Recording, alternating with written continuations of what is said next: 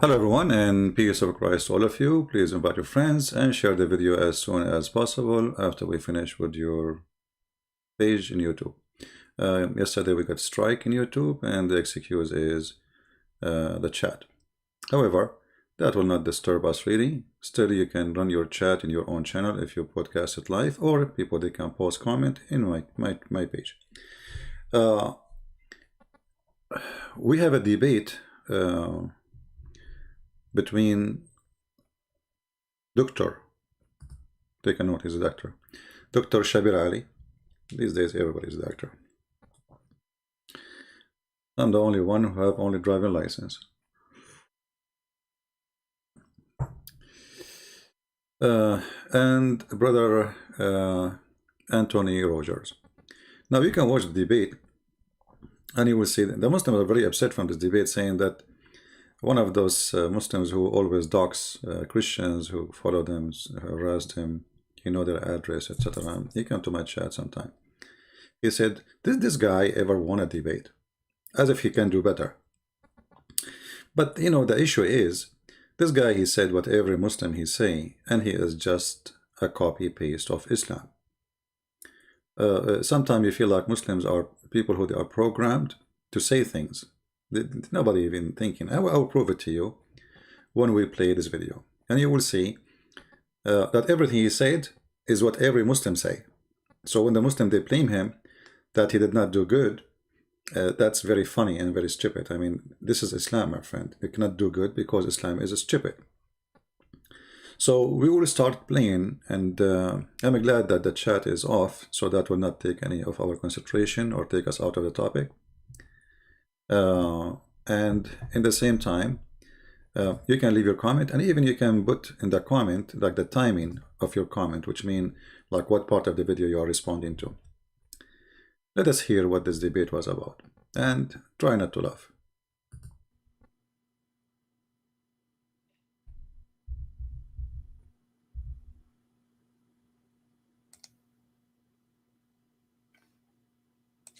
Well, I want to welcome everybody to this second discussion that we're going to have between our same two panel participants. On the first discussion, the topic of this discussion is Islamic monotheism pure?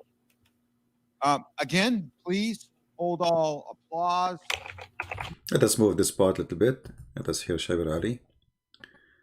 Okay. But for the moment, let's do this online. I'm also saddened by the fact that I just got news that a dear friend of mine is in a coma. I pray for him, and I ask you to pray for him as well. And I pray for everyone who is sick all around the globe. May God give them a quick and complete recovery. Pray for people around the, I mean, are you allowed as a Muslim to pray for all people? That's not Islamic, and this is false. Muslims are not allowed to wish good things for those who they are not Muslims, and especially praying. Prayer is not for those who they are opposing Islam. So this is the first lie he just started. We pray for everybody. Yeah, right. Yeah, you can go right now and watch the prayer of the Muslims. May Allah curse you. May Allah stop the blood in you. May Allah, etc. May Allah kill you. This is the prayer, even Muslims versus Muslims. So what about Muslims versus Christians, like Shia and Sunni, etc.? So this is the first lie he started with, but let it go. So let me move on then with my opening presentation. I'm going to start my timer here, realizing that I should have started earlier. So I'll make this 18 minutes just to be sure. Okay. So why do I say that Islamic monotheism is pure? Let me start by defining monotheism. It is the belief that there is only one God. For example, Paul says that there is no God but one in 1 Corinthians chapter 8, verse number 4. So that's a statement of monotheism. Then so why Muslims they attack Paul and say he created the Christianity? He's just quoting for us what Paul said, and Paul said there's only one God. Oh, okay. But you Muslims, you say that Paul is the one who created Christianity. Oh, okay. Not to forget to mention that the Trinity exists in all the Gospel. Let us say we will take off all the everything written and done by Paul and put it in the side, as if it's not exist. You will find that the Trinity is all over the Bible, in the book of John, Luke, etc. But here you notice the hypocrisy. This is the same person, he says, Paul, he created a new version of Christianity, and now he is quoting Paul to prove that Christianity believed in one God. Take a note. There is henotheism, which must be distinguished. That is the belief that there is only one God for us, without negating the possibility of there being other gods. That there may or may not be other gods out there, but for us there is only one God. That's called henotheism. An example of a statement to that effect is Paul saying, for even if there are so-called gods, whether in heaven or on earth, as indeed there are many gods and many lords, yet for us there is but one God, the Father. 1 Corinthians chapter 8, verses 9. But you see, you just said Paul, he said there's only one God. So, but you just said he say so-called God. So those are not really God. People worship them. Like people worship the moon. People worship the sun. People worship Satan. So there is gods for people, but there's one God for us, which means the true God. Continue. One of the unique thing about Shabir Ali is the kind of a person who quote for you things, and those things will not sponsor his topic in any way, except he tried to take you away from the topic. So now you will start thinking what this guy said. Remember, the topic is Islamic monotheism is pure or not. Number 5 to 6. And then there is monolatry, which is basically the worship of one God alone. An example of a statement to that effect is in the Old Testament, where Deuteronomy chapter 6, verse number 13 in the American Standard Version reads, "Thou shalt fear Jehovah thy God, and him shalt thou serve." And Jesus picks up upon that saying in Matthew chapter 4, verse number 10, where he says, "Worship the Lord your God and serve him only." So obviously, monotheism includes some aspect of henotheism and monolatry. But monotheism goes beyond these concepts by insisting that there is, in fact, only one God. I mean, Jesus, he just only, and that's it. Only Islam is the one insists only there is one God. And in a second, we will see that the God of Islam is a fiction. And count my words, take your notes. Shabir Ali is going to start spanking. He will spank what? He will spank Islam. Watch carefully. How does that insistence on the belief on only one God occur in Islam? I would say in two ways. One is in the Quran, and two is in Muslim practice. So let's start with the Quran. Hold on. Monotheism in Islam exists in two? In Quran and Muslim practice? I mean, that's really funny. You see, I understand the Quran supposedly is the book coming from your God, but Muslim practice, I think he wanted to say following the Hadith of Muhammad. Muslim practice. Okay. Well, we will examine the Muslim practice, including yours. You just say that it's pray for all mankind or all people around the globe who they are sick, which is not Islamic practice. You broke your own practice, just to be hypocrite. The first thing I want to observe is that the Quran refers to God by a specific name, and that avoids confusion between God and not God. Because sometimes when people say the Lord, we cannot be sure who exactly they mean, because it seems to be a generic title, which could mean God, or it could mean a human being, but it's a title of respect, and so on. So by using the term Allah, it is clear to Muslims that we are referring to the God that is spoken about. The term? I mean, this guy, he just said it's a name. And now he is using the word term. Is it a term or it's a name? What term mean? Secondly, if we ask Shabir Ali, and I ask any Muslim, what the word Allah mean, they do not know. I mean, if you refer to him by a name, do you know even what the name is? Is that an Arabic word? It's not. This is why none of you knows what it means. So they start giving you definition. Allah mean the Almighty. Where you get this from? You believe He's the Almighty, but Allah is the name. What the name mean? They don't know. Because Islam is a storing cult from other belief, from other countries, other languages. This is why the most confusing part of Islam is the one is stolen from others. Like if you read in the Quran mentioned the word Israel. You ask any Muslim what Israel mean, they don't know. They make fun of the story of Israel, Jacob wrestling in the Bible, but they have the name of Israel in the Quran, which means they agree with the story. And that he was making fun.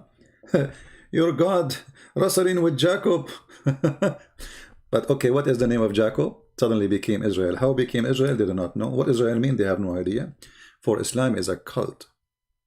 Steal names, steal stories, put it there. What Maryam mean? They don't know. Musa's mean? They don't know. Okay, who's Isa? What Isa mean? They don't know. Where the name Isa is coming from? They don't know. What Harun mean? They don't know.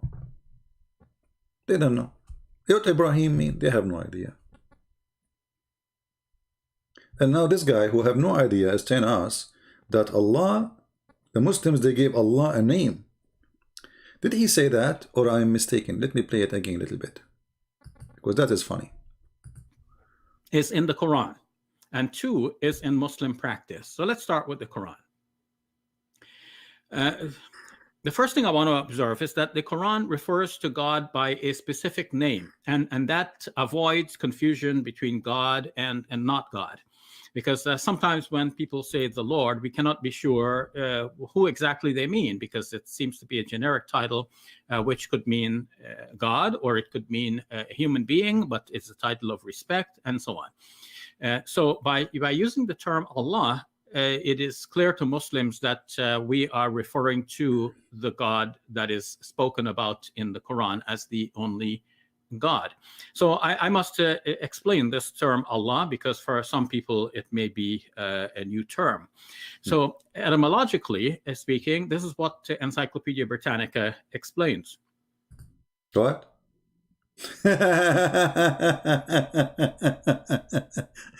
A sheikh, he is reading for us what is written in a website. And this is how he defined his God. From a website run by the kuffar, supposedly. Okay, what they tell you in that website? Tell us. Etymologically, Allah is probably a contraction of the Arabic al-ilah, which means the God. What? Guys, have you ever heard of a stupidity more than this? He just said, Allah is not a unique name of God. Al-ilah, which means the God. Il, well, how many times we taught you the word il? Il is a word mentioned in the Bible, in the New Testament and the Old Testament, like Emmanuel at the end. Sometimes it's added in the beginning of the word, sometimes it's added at the end. But this is a word is il, have nothing to do with name. It's not a name. So when the Aramaic Christians, they say ilah, this is not Allah. Ilah, and he just mentioned that al-ilah, what is today in Arabic, you know, so ilah, the h at the end is just like you know, to make it sound better. Let us say it's a sound. It's not really even part of the word. So he just said a second ago that Allah recognized himself in the Quran by this name, and now he's saying properly, maybe it's coming from word al-ilah, which mean the God. So it is not a name. I mean, do this guy even know what he's talking about? If you are a Muslim and you are listening, please leave your comment about what he said in this case. Let us play it again. Seems to be a generic title, which could mean God, or it could mean a human being, but it's a title of respect, and so on. So by using the term Allah, it is clear to Muslims that we are referring to the God that is spoken about in the Quran as the only God. So I must explain this term Allah, because for some people it may be a new term. So etymologically speaking, this is what Encyclopedia Britannica explains. Etymologically, Allah is probably a contraction of the Arabic al-ilah, which means the God. The origin of the name can be traced to the earliest Semitic writings in which the word for God was il or el. Guys, did you hear it? Did you hear it? So this is before. This is okay. This Semitic writing is for who? Is it for people who worship the true God, or it's just a generic word for God, which means pagan? They use it. Anyone? What do you mean? Let us hear more. Latter being an Old Testament synonym for Yahweh. Allah is the standard Arabic word for God used by Arab Christians as well as by Muslims.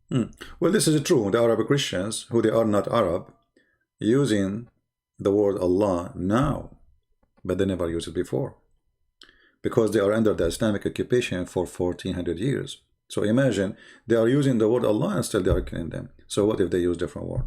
For me, I believe Allah is a false God. And the easiest way to find out if Allah have to do with us anything, can we find it in the original books? We cannot. So you can find the word Allah in Arabic translation for the Bible, which is a false translation, absolutely false. And there's many Arab Christians today, because they grow in the Middle East, you know, from a family, you know, this is same word. So they are like hooked up to that word, and they are in denial. They don't want to say, you know what, I'm being pagan. I'm saying the name of the false God, the God of Muhammad. And, you know, for me, God is not about a name. It's not about a name, because, you know, I mean, there's no name can describe God. But as long as the Muslim, they say this is a name for our God. Obviously, we as a Christian, we cannot use that word. And if you use it, you are a fool, even if you are a bishop. Actually, you are a donkey, even if you are a bishop.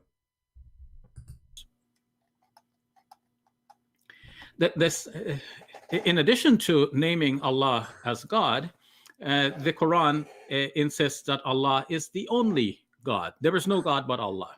The declaration in Arabic, La ilaha illallah, is known to Muslims as the kalima of Islam. Kalima of Islam. That's the most basic creed. The kalima of Islam. I never heard. What is that? The kalima of Islam. What is what? The kalima of Islam. As I know, this is the shahada. Since when did the kalima of Islam? Okay. Creedal statement of a Muslim. There is no God but Allah. Why you stop? You see here, you see the hypocrisy of the Muslims. He said that he's talking about monotheism. And how he proved monotheism? He says, we Muslims, we say there's no God but Allah. But why you don't continue and say the rest? Where you associate the name of your God with the name of your prophet. Actually, the Muslims, they associate the name of their God with the name of their prophet, the knowledge of God, the knowledge of their prophet, the ability of God, the ability of the prophet, the wisdom of God, and the wisdom of the prophet. Even the sexuality of Muhammad is associated, or let us say, it is connected to God. Because he's a prophet, Allah, he gave him the power of 40 men, and boom, boom. But here, let us see, if we go in the Hadith, we will find the following. I'm not going to use Arabic. Just type this as an example. Actually, let's use this.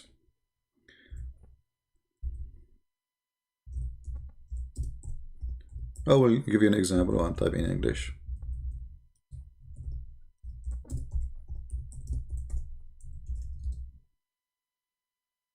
When a Muslim he speaks to Muhammad, and Muhammad he questions something, trying to examine the knowledge of Muslims, how much they learn from him. So when Muhammad he say, do you know, hey, there is a guy with him, the father of the ants. They call him Abu Dhar, which means the father of the ants. Do you know where the sun set? Who is talking? Muhammad. What is the answer is? I replied, Allah and his apostle knows best. Do you see how, the word mushrik is to associate a name of a human being or other person or even an idol with the name of a god which you worship, and that will take you away from monotheism. But you will notice here that the Muslims, they associate the knowledge of God and the knowledge of a man, and both of them, they know best. And you will not see here Muhammad say, oh, don't say that, don't say Allah and his apostle, no, say only Allah knows best. No, he did not. Actually, he is saying the question so he can hear such a reply that Allah knows best and Muhammad. So how you are a people who worship one God, but you associate in knowledge of a man with the knowledge of God, and you made them equal in knowing best?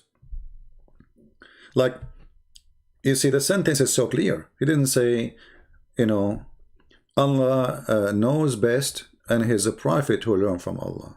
No. Allah and his apostle know best. Same for the Shahada. In the Shahada, they say there's no God but Allah and Muhammad is his messenger. But you associate the name of God with the name of a man. Because why Muhammad? There is supposedly, according to Islam, 124,000 messenger. Why you don't say there's no God but Allah and Isa is his messenger? No, they don't say that. Abraham, his messenger. No. The only name they associate with their God is Muhammad. And then, if you read this hadith here, you will see that Muhammad, he says something funny and stupid, claiming that the sun goes every day and prostrate under the throne of Allah. And this is how he explained the sunset, which is a stupid explanation, proving to us again that he is a false prophet and his God knowledge is not best, neither his knowledge is best at all. But this is just to show you an example. Now we go to the video of Shabir Ali.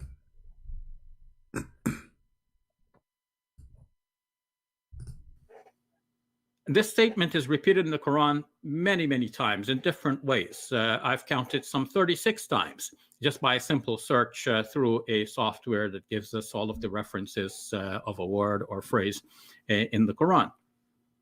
So this is something that occurs again and again. Let me say that by contrast, we will notice that in the Bible, the statement that there is only one God does occur, but not as frequently as it occurs in the Quran. Even see, it's we have competition here. This is very funny. You just said it's 36 times. You just say this 36 times. The mention of one God in the Bible is almost in every chapter. And the Quran, all of it, is not even in the size of the index of the Holy Bible. When a Muslim, they say to you, why don't memorize? How come we can memorize? Your Quran is not even in the size of little tiny book of the Bible.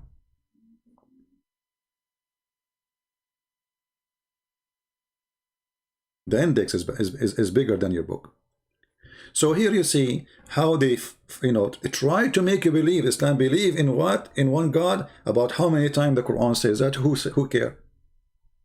Who care how many times the Quran says that there's only one God, but yet you do not know who is this God. In the same time, listen to what he will say next, and you will die laughing at the stupidity of this cult. Because now what you will say to us is going to introduce to us this one God who his name mentioned as one God at 36 times, as he said. Let's see.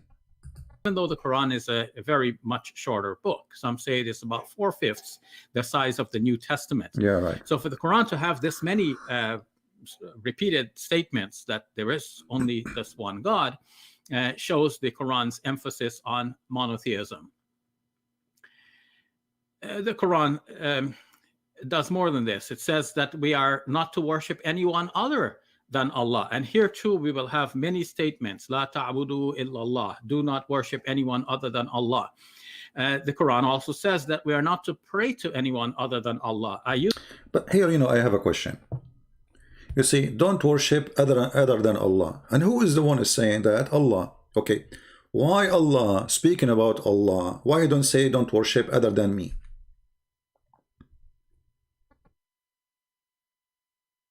Any Muslim can answer? I mean, he is the one who's talking, and then he is saying to you, supposedly, as he is the one who's talking, don't worship other than Allah. Why he is saying Allah? Why don't say me?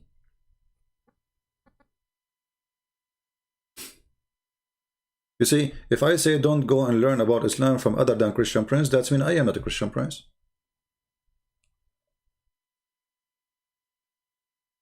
And this is not happening only once, it's happening all over. And he just mentioned that. Use this as a separate category because worship and prayer might be slightly different. Prayer may include just simply an appeal, like an appeal to a saint or to a past prophet or some angel or lesser being than God. So the Quran here too interdicts and says, "La tad'u ma'allahi ahada." Do not call anyone else along with God. Are you sure? See, one of the funny things about Muhammadan, they say things, and those things will criminalize. I'm saying criminalize like in the way will prove you wrong. You know, Muhammad is a fraud. Don't worship anyone other than Allah or beside Allah. Let us take a note of that. So the Quran is clear about this. But look what he will say after. The Quran also insists that we're not to make sacrifices to other than Allah. I came to appreciate this point more recently when I read the book by James McGrath. Professor McGrath, in his book, The Only True God, pointed out that in the book of Revelation, it looks like the one thing that will distinguish between God and non-God is the question of whether or not sacrifices can be offered to that one. And from the book of Revelation's point of view, sacrifice can be offered only to the one God. And I came to appreciate then why the Quran says that we are not to eat the meat that is sacrificed to other than God, and why we are not allowed to make our sacrifices to other than God. So in the story of Abraham, we find in the Quran in Surah 6, there is a mention of him turning his face towards God in sincere devotion towards God. And Muslims are then told in that context to say, "Qul inna salati wa nusuki wa mahyaya wa mamati lillahi rabbil alamin." Say, my prayer, my sacrifice, my living and dying is for Allah, the Lord of the worlds. That is a false translation, and it's absolutely a fraud. If you go to the Quran, you will see they added the word sacrifice in the translation. But there's nowhere in the Quran it says, my sacrifice. That's a false statement. If you go to the interpretation, as an example, this is Al-Jalalain.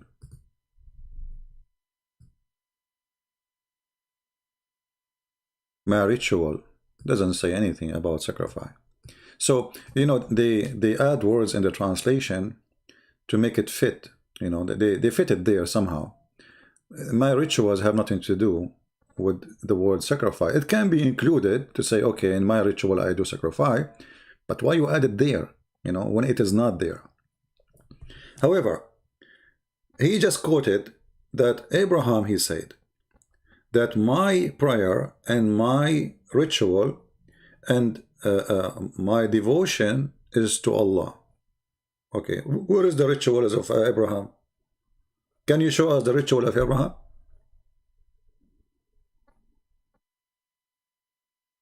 Was the sacrifice of Abraham a ritual in Islam?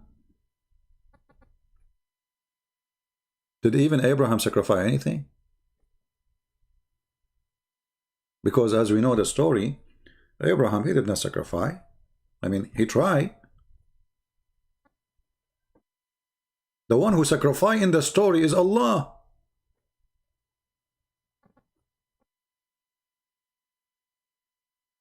Here you notice the low IQ of those who try to explain to you a religion supposedly they belong to, And those even who read the story and don't notice what's happening here. In the story of Abraham, the one who sacrificed, it was not Abraham. This is what the Quran is saying. The one who sacrificed is Allah.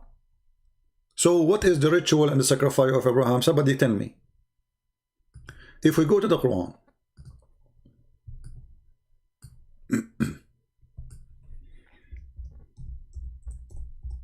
and we find the verse, the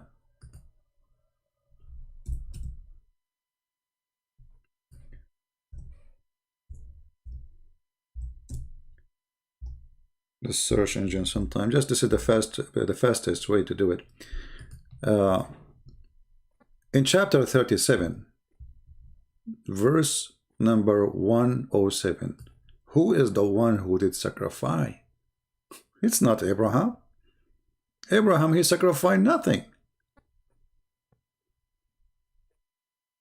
So how in the world you insert the story of Abraham to make it about sacrifice, because he didn't sacrifice? This is the story in the Quran that when Abraham, he saw a vision, and in the vision he been asked to sacrifice his son, as you see. And then it says here that this was like a trial to Abraham. And then Allah, he ransomed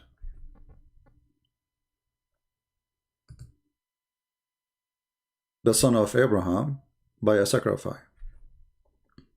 And here you ask yourself, did the Muslims copy the Jews, or the Jews are copying the Muslims? Because obviously here the story, when they say we are sacrificing for the sake of remembering what Abraham he did, well, Abraham he did not sacrifice anything.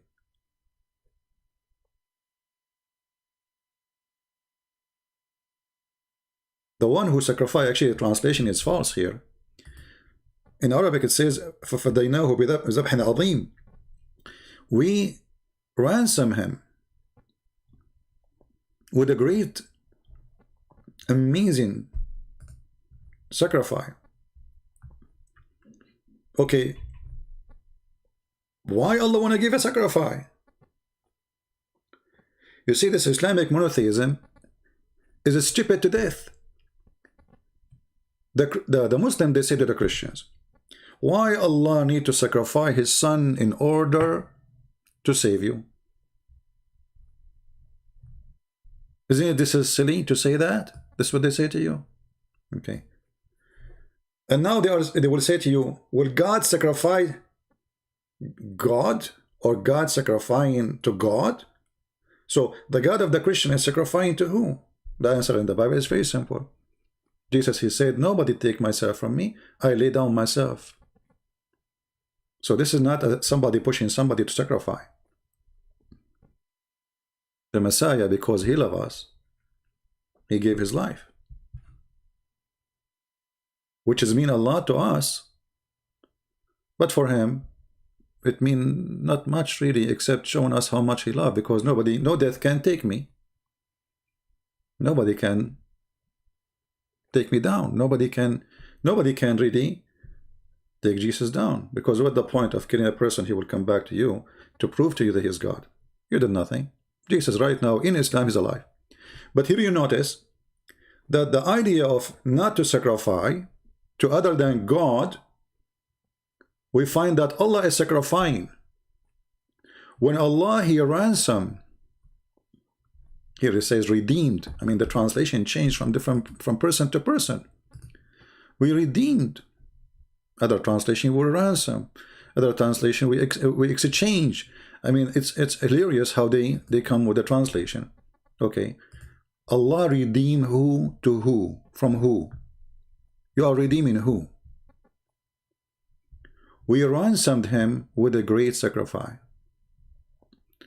And remember, this is to prove to us that Islamic religion is monotheism religion, monotheist.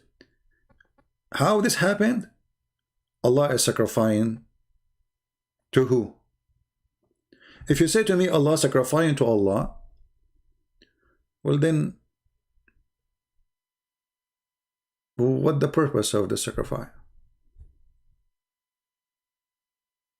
What the accomplishment?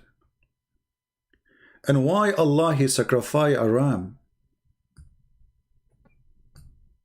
And why He called it Azim? This is what the name of Allah? Azim? As you see here in Arabic. وَفَدَيْنَاهُ بِذَبْحٍ عَظِيمٍ. Why it is Azim? And Allah, when He gave the sacrifice, He gave it to who? To Himself?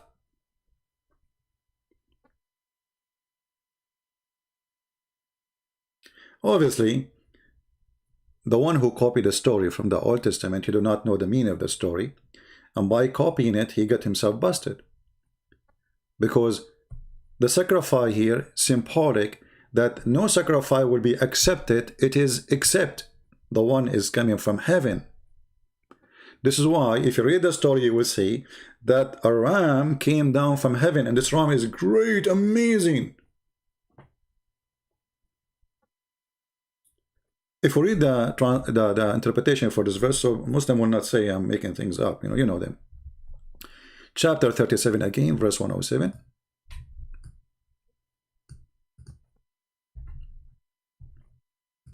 I'm not planning to make the video long, but you know what we can do. What we can do, right? So 107, sorry. Verse 107.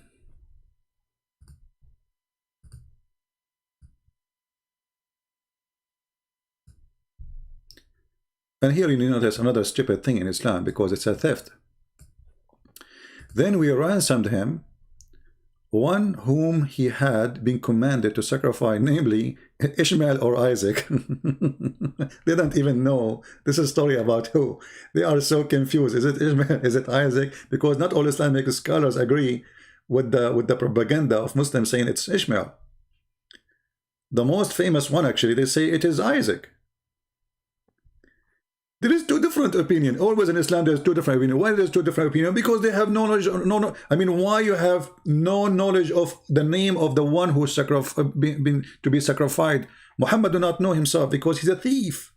He have no idea what the story is about. Then Allah, He gave a mighty sacrifice, a mighty ram from paradise.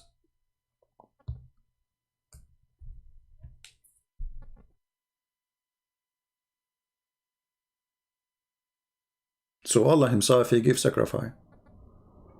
And that destroy everything the Muslims they come with, because they can't explain to us why Allah giving sacrifice. He gives sacrifice to who? Is He giving sacrifice to other God?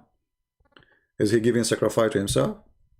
And what about Allah? He said to Abraham, which is a story from the Bible. Why Allah did not say, hey Abraham, don't worry, don't kill your son, just get a sheep? No, He did not do that. He sent His own sacrifice, and the sacrifice is coming from heaven.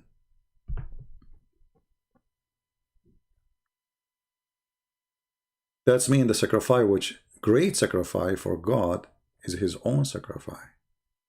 So the Muslims, by copying the story from the Old Testament, they expose their monotheism. Because why you want to sacrifice? They just say the ritual of Abraham, when the fact this is the ritual of Allah sacrificing to Himself or to other God.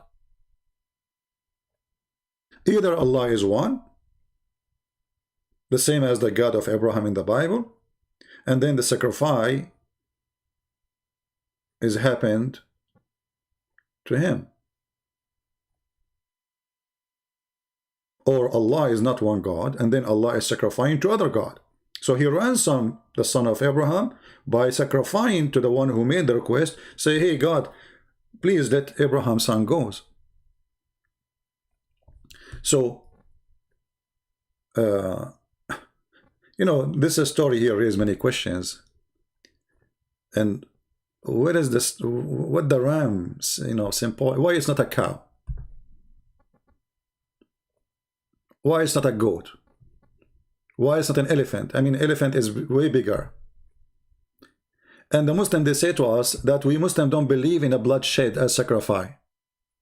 This is the biggest lie they say.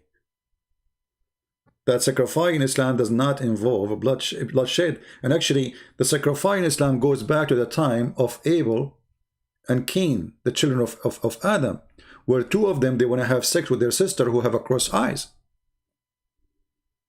The story is funny there, that Adam, each time he gave birth to a twin, and those twin, male and female.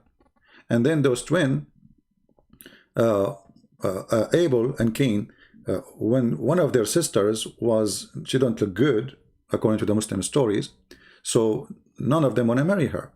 So they were fighting now over one girl, one sister, to sleep with her.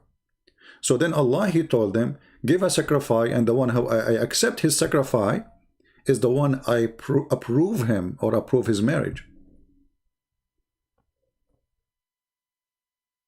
So from the time of Adam, Muslims believe in sacrifice.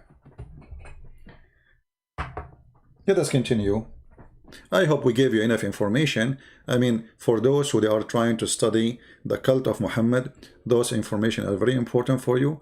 Will take you forever to find them by yourself. So don't forget to download the video, save it in your drive, or even in your YouTube channel if you have one. Let us continue with this poor guy trying to make his God look good, but it's not working.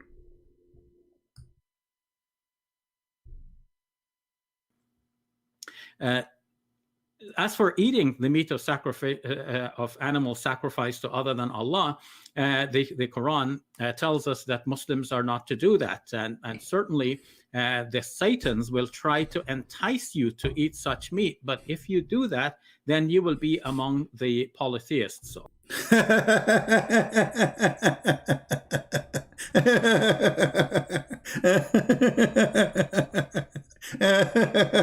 Unbelievable. So if you eat a sandwich in Thailand, you became a polytheist.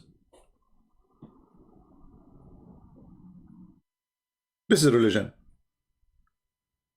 If you eat a sandwich in Thailand, that's it. The guy, he pray 5 times a day. He do jihad. He he go after people to because they are opposing Allah. But just because he ate so Osama bin Laden, he ate a sandwich when he was in America, and it was hot dog. He became a polytheist. But there is more than this. This guy, he just said something very important. I will go back a little bit so you can laugh with me more. I don't know how many of you notice. Entice you to eat such meat, but if you do that, then you will be among the polytheists, or those who ascribe partner along with God. So on the contrary, Muslims are told that when they eat, they should say Bismillah in the name of God and then eat, and that will erase any possibility that we're dealing with meat which has been sacrificed to others. What? So if you say in the name of Allah, Bismillah, that will erase. So that means you can eat all kind of food. You can eat the Hindu food. I mean, this see the contradiction, the stupidity. Allah, he forbid us to eat the food of the pagans. And then he just said, but if you say Bismillah, that erase. Unbelievable.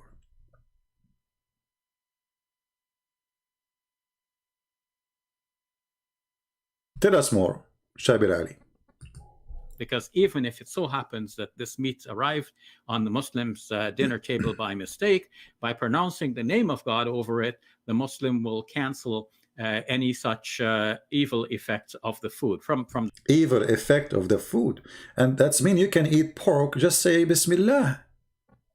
Just say Bismillah, it's pork. Say Bismillah, that will erase any evil effect of the food. I mean, do you see the stupidity? I mean, is this religion talking to us as a bunch of kids who have no brain?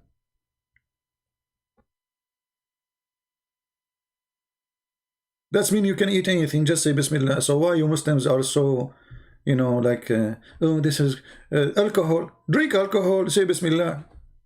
Drinking is a food. Any drink you drink is kind of food. Say Bismillah. That will take the evil of the food. Stupidity is amazing. And this is telling us that this religion is very shallow, very stupid. Concentrate on things which is silly, and they leave the important away. From the Quranic point of view. So with these various components in mind, we can see that the Quran actually insists upon monotheism and insists on it in a wide variety of ways. Okay, hold on. See, you know, you cannot eat a food sacrificed in the name of other God. So why the Quran says you can eat the food of the Christians?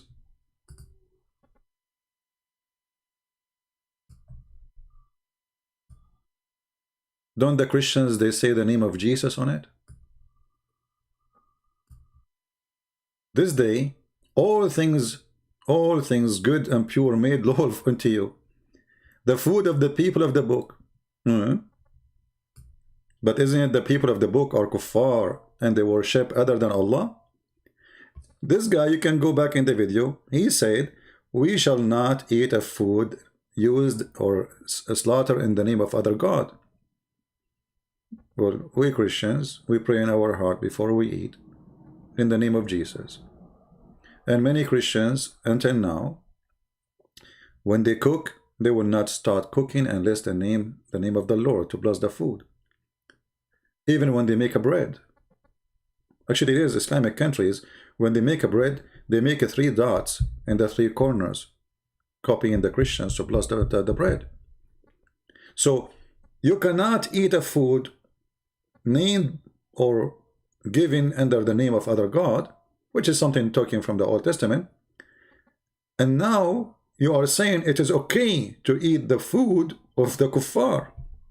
And it's pure for you. And you can even rape their women and sleep with them. How the Quran says we are kuffar all over.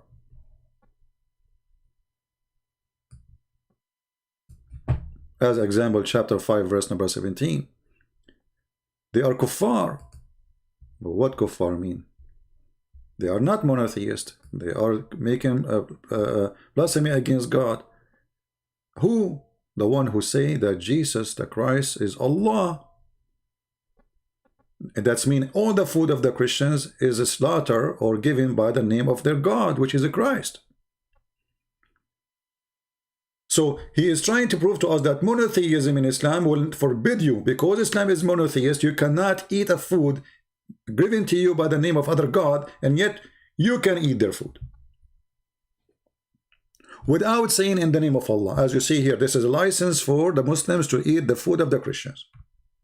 Without saying anything. That's it. It's lawful for you.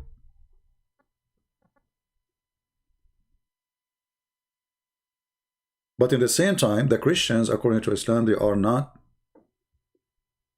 good people. They are bad. They are kuffar. They are filthy. They are disgusting. They should die. And this is all over the Quran.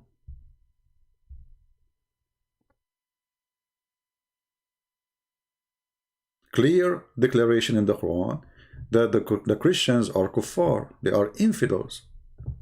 But you want to eat their food. And you can sleep with their women just to spread the numbers of, increase the number of Islam. See how many chapters? Chapter 5, verse 73. There's many chapters. So here you notice that this religion is like a, somebody, he's a thief. He went to the market. So he cannot choose really the product he will pick up from the shelf. But he will choose any product when there's nobody is watching. So he walk by, he act like he is busy doing shopping, and as long as there's people around him, he keep walking, because now he cannot pick it up from the shelf because people are watching. What is the unforgivable? And then he pick up what he think nobody see and put it inside his hiding cloth. Now, what is unforgivable in Islam? Listen to this. This is more hilarious. Even if it so happens that this meat arrived on the Muslim's dinner table by mistake, by pronouncing the name of God over it, the Muslim will cancel any such evil effects of the food from the Quranic point of view. That's it. Yeah. Actually, you remind me of the food thing, just to show you that Muhammad is a very weird person and he is not mentally healthy.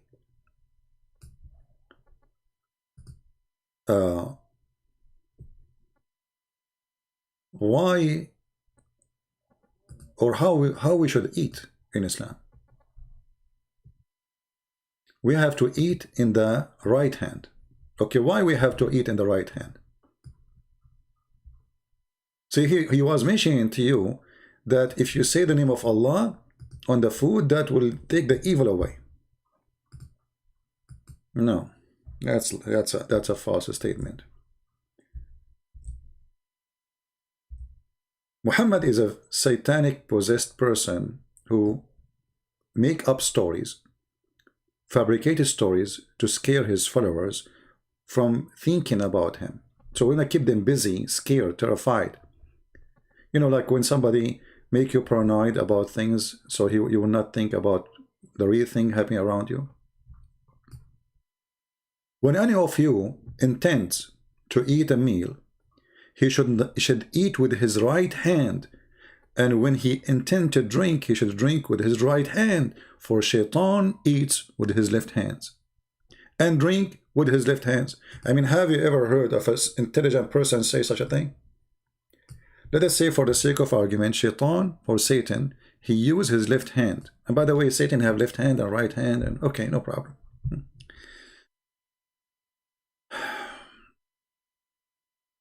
And do you know what Shaitan he eat? You can find that in the Quran. You will die laughing. So don't eat with the left hand. Why? Because Shaitan, brother, he eat with the left hand. Okay, so if I eat with the left hand, I became Shaitan. Have you ever heard of a stupid teaching more than this?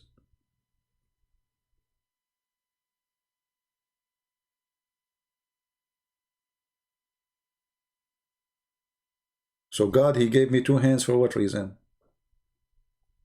He should give me one hand, and then I will eat and do everything with it. Just to show you, you know, a little bit of the stupidity of those stories about eating with one hand and etc. You know, and what is right, what's wrong. Muhammad have tons of stories, like entering the bathroom, you have to enter with the left foot. You have to say a certain prayer, otherwise Shaitan, he will play with your anus.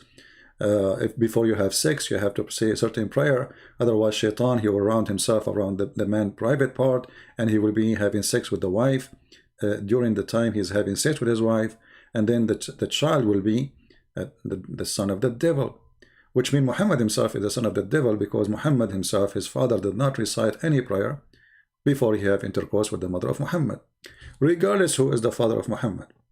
Doesn't matter, as long as he is not a Muslim. He did not recite that prayer, he have no idea what it is, and he did not say it when he have intercourse with Muhammad's mother. This is how foolish this man. He just convinced us that he himself is a son of the devil, because if he don't say that prayer, Shaitan, he round himself around the penis, and he will be having sex with the woman, and then the child will be the son of the devil. This is why in the Quran it says that Shaitan, he have a children. And the Muslims, they struggle a lot to find out how in the word Shaitan he have, you know, children. I mean, how Shaitan will have children? You know, no, I mean, did Allah created a female Shaitan and a male Shaitan, and then he sent them out from heaven the same as he did to Adam and Eve together? According to Islam, no. You know, if you go in the Quran, chapter 18, verse number 50, it says, are you going to follow Shaitan and his children and his offspring?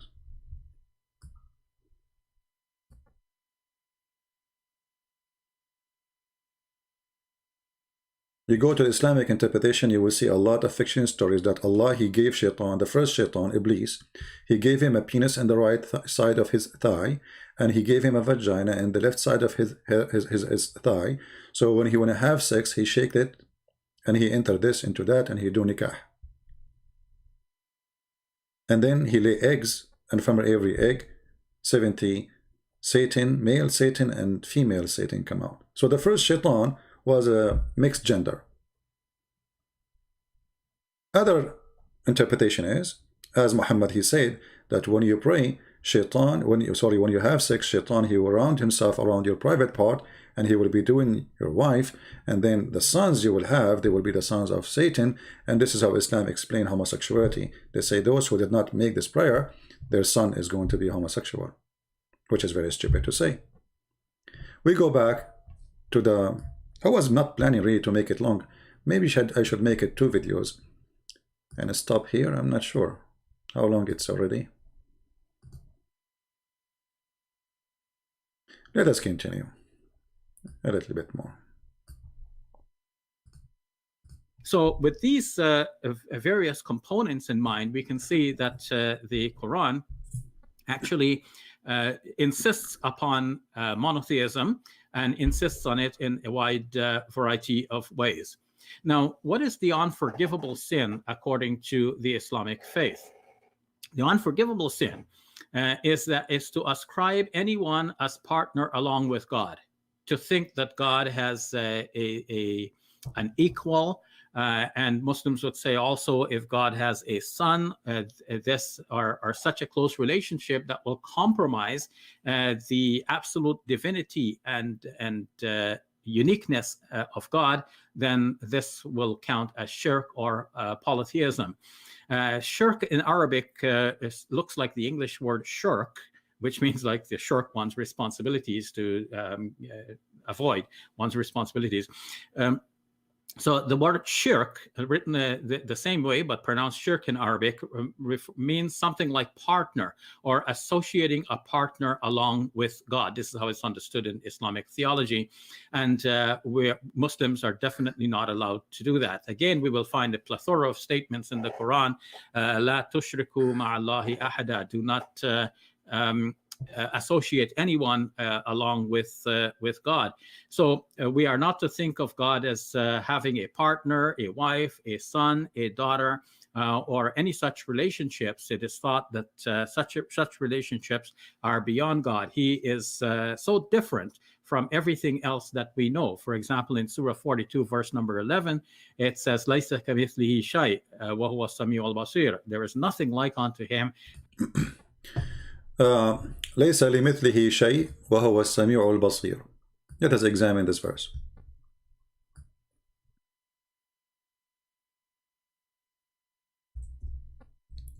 And I will make you die laughing.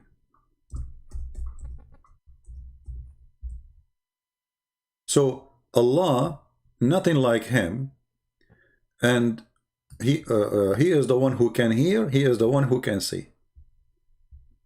As if there is only one person in this world who can hear and he can see. Secondly, do Allah know really? Do Allah really can see? Do Allah really can hear? So if we go in the Hadith, we will find that it's not true. Allah is not all hearing. He is not all seeing. This is why Muhammad he said that Allah he come down every 3rd part of the night so he can hear the one who is supplicating to him and receive their prayer. And this is very authentic. And here you notice that Islamic game failed to speak about one God of one universe under the control of this God. This God, he cannot hear you unless he come down. When?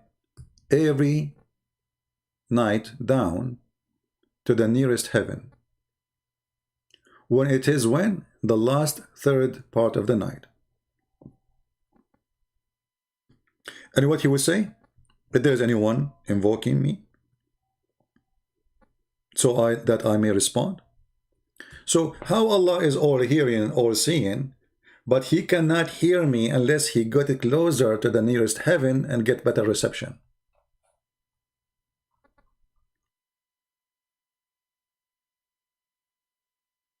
That is a question nobody can answer from the Muslims because this is stupid. I mean, are you saying to me that Allah, in the top of his throne, he cannot hear us?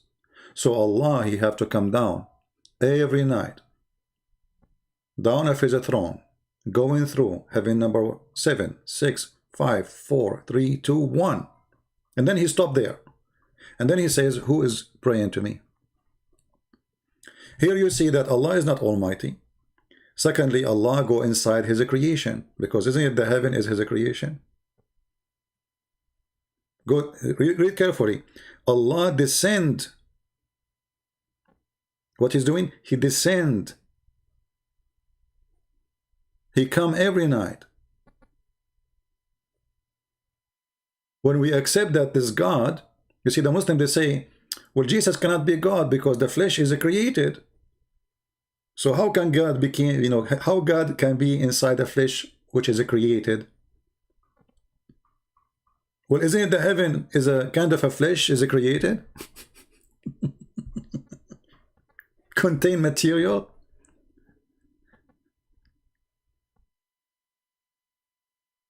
Even if the massive majority of it is a vacuum space. But there's many things. There's rocks, there's planets, there's stars, there is. So he's inside what he created. Here you see the disability, and here you see that Allah is not all hearing, all seeing. And if Muslims they want to say this is metaphorical, that's stupid. Metaphorical. Because it's not true. If Muhammad want to say something metaphorical, he can say, well, you pray to Allah, Allah hear you, and that's it. Doesn't matter. And why it's the third part of the night? Because this is the time he descend. He have to move from point A to point B in order to be able to receive your prayer. He come down, he descend every night. Jesus in the same time, he said, every two of you mention my name, I will be between them. Which means he will be the third listening. You do not need to come down. It doesn't matter what time of the day. And then they say to you, where Jesus says, I'm God, worship me. Well, can Jesus as a prophet be with us now? We are talking about his name. Unless he is God. Allah cannot be with us. And the proof in front of you. He have certain time to come, certain time to go. And Allah, in this case, he became like a yo-yo. He is up, down. I feel sorry for him. Same time, here's the Muhammad, he's showing us that Islam is a religion believe in the flat earth, sorry. Think there's only one time in the day and Allah come down. But based on this hadith, Allah, he keep coming up and down because there's a lot of time in the earth where it's going to be the third part of the night. Let's go back to the poor Shabir Ali. And he is hearing and seeing. So in all of these ways, the emphasis is shown to be on monotheism. Now, what about intercession? Can somebody intercede on our behalf? For we know that intercession is a factor in Christianity. It is thought that Jesus is an advocate for us in heaven, as is found in the Johannine correspondence. But from the Quranic point of view, nobody can intercede along with God except by the permission of God. So if God permits somebody to intercede for someone else, that's to honor the intercessor. It's not that the intercessor has some kind of claim on God to make it necessary for God to bend and to give in to the intercessor. Guys, listen to this. There's nobody can be interceding to you unless he is giving permission. To honor who? The intercessor. But he just said that intercession is only given to Allah, and that will prove monotheism. So why Allah is sharing his own privilege with someone to honor him? Is he sharing his monotheism with someone? Here you see the stupidity of this cult. First of all, as long as you mention the intercession, if we go in the Quran, we would die laughing. We will see what the Quran says about intercession. Let us see.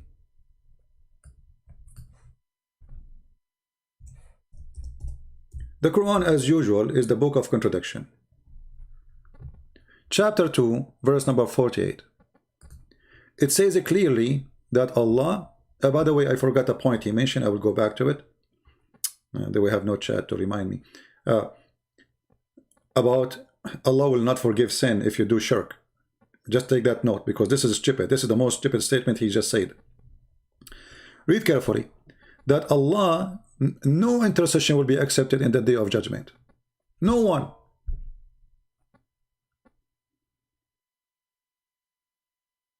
Chapter 2, verse number 48. Okay. Different verse. Chapter 2, verse 123. No intercession. Then guard yourself against the day when one soul shall not avail another, nor shall, etc. And no intercession will be accepted. And by the way, here Muhammad, he got Allah busted, because he said in the judgment day, Allah will take all the sin of Muslims and he will place it. It's going to be like mountain. The sin of the Muslims will be like mountains, and Allah will place it on the Jews and the Christians. But here the verse is saying that no soul shall pay for the sin of other person. And here Muhammad again is contradicting himself with his stupid agenda, just trying to make the Muslims feel better. Let us find the hadith.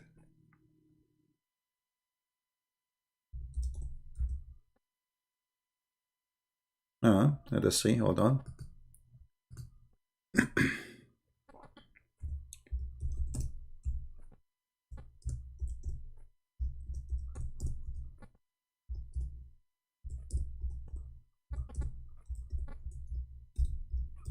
I'm trying to find the hadith for you in English.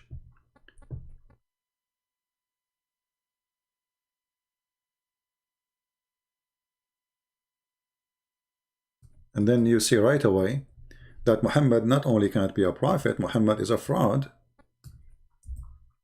with certified stupidity. Because you should not say, I mean, at least remember what you said yesterday. You don't say the opposite.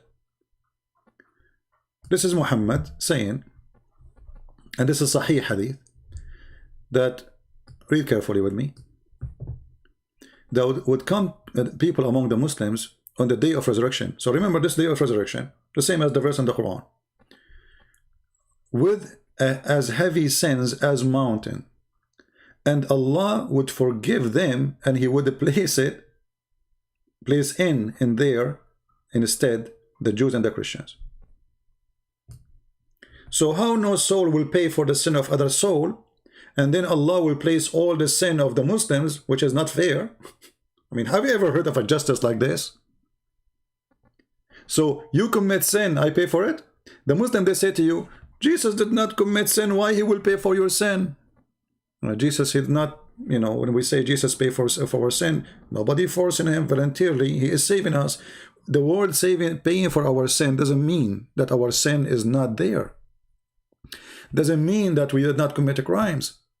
Doesn't mean that our sin is gone. No, we're still sinner. Jesus, he is giving us opportunity to be saved. This is what it's mean, paid for our sin. Here is different. Here, you commit sin, I go to jail. I go to hell. You kill, I will be punished for killing. You rape, I will be punished for raping. And here, this is showing you how much hate Muhammad he have to the Christians and the Jews. He did not say Hindus, he did not say it was, maybe he never heard of them, he's an idiot. So, where is the Quran from what Muhammad is saying?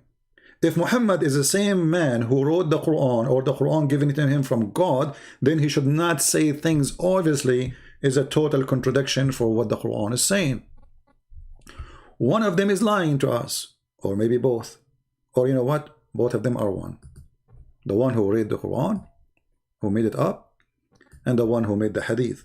But because the one who made them both is a fool, he always say the opposite. This is why, you know, you notice the story of Muhammad when he abrogated the Quran.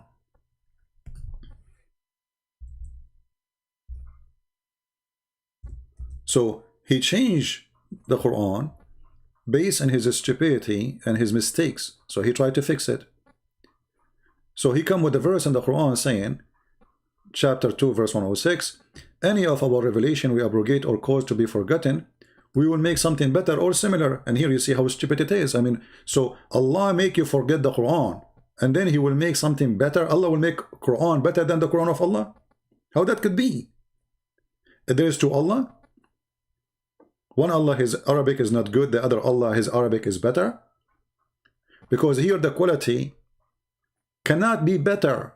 You see, this is God. This is God. Quality of God does not change. And here we are not talking about his look or the quality. The quality. Can the quality of the word of God be less than the quality of the word of God? This is what the verse is saying. And then he says similar. So why you want me to forget it if he's going to give me something similar? Who is stupid here? But if you go and try to find out what happened, you will find that Muhammad, because he's a liar, he could not remember what he said yesterday. This is in chapter 2, verse 106. You can go to the interpretation and you will find the answer. Muhammad became the joke of the Arab. Why? Because this guy, he says something in the morning and he says something else afternoon.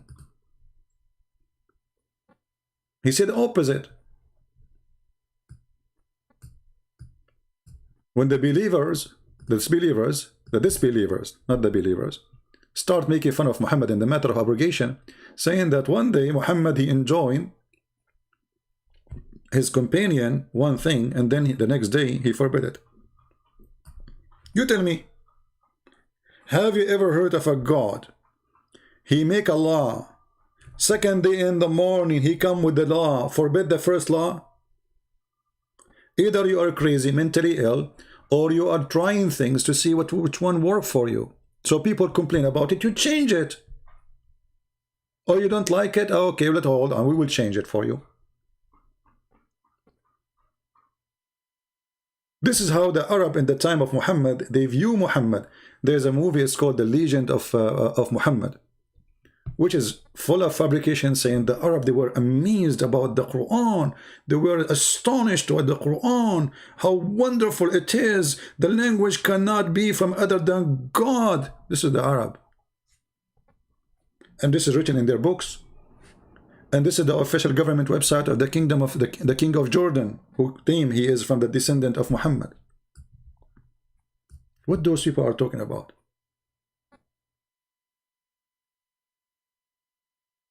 Actually, you will see even Muhammad, he changed things because just somebody, he is a Jew or a Christian, he say don't do that.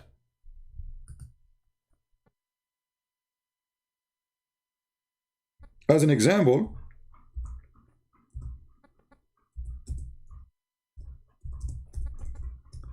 a Jew one day, he came to Muhammad and he said to him, read carefully people, this is the topic is monotheism.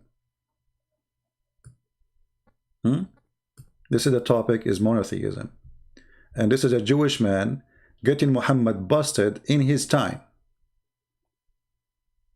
And this is all is sahih. We are not quoting something is not very authentic.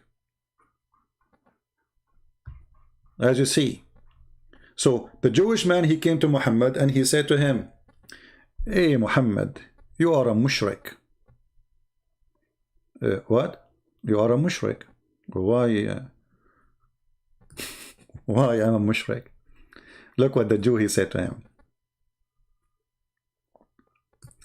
Oh, let us show you the story from the beginning. Hold on. Here it doesn't show the story.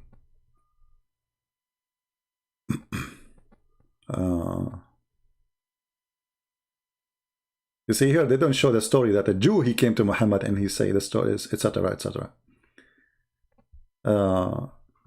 And then Muhammad, after the Jew, he get him busted, Muhammad, he said to them, okay, change the way you talk, okay? Don't say that. Read carefully. And this is Sahih. It was narrated from Abdullah, etc., Ibn Yasir, blah, blah, blah, blah, blah, blah, that a Jew came to the Prophet and said, You are setting up rivals. I'm not sure if I'm saying the word correctly in English. You know, my English is not good, as you know, so you can laugh, it's okay. Rivals to Allah and associating others with him. Who is saying that? A Jew. To who? To the prophet of monotheism. When? In his face. Not in YouTube. You say whatever Allah wills, and you will.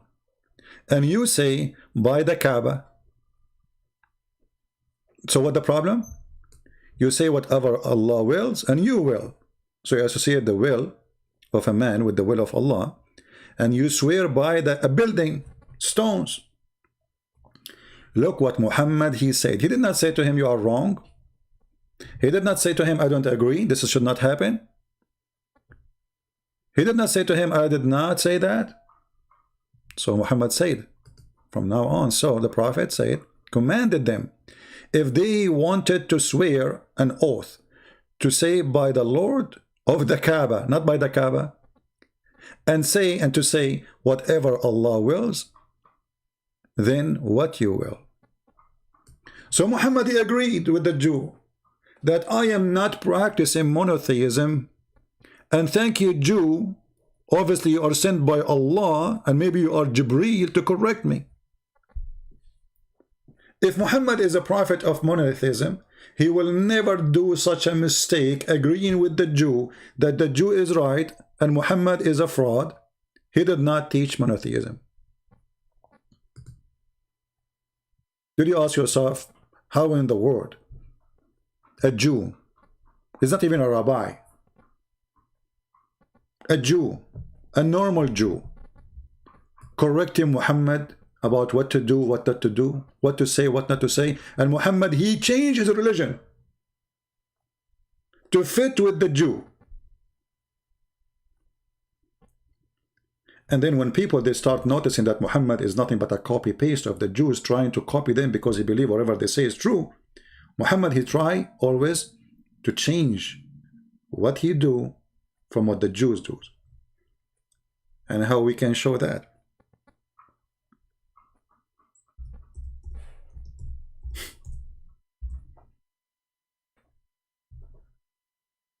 Look at this is stupid story.